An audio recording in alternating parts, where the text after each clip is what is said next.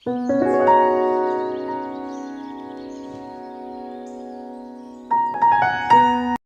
nakauwi din sa wakas, nakauwi din natin yung isang ibon natin linod nga dun sa Los Baños, kaso lang hindi natuloy yan mga kalapatids dahil maalon nga sa Los Baños, Laguna mga kalapatids.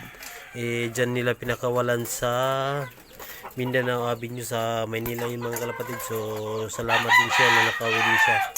So yung itsura niya mga kalapatids, so yun o, lugon siya o. Itsura niya mga kalapatids, o lugon. So nakauwi din siya. So gutom na gutom mga kalapatids siya o. Okay, hulihin natin mga kalapatids. So yun mga kalapatids, hulihin natin. Ay maganda lang kumaan.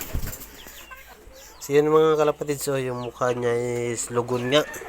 So kinarga natin siya kahit lugon. Yun mga kalapatids, alam ko masakit yung katawan niya dahil lugon na siya.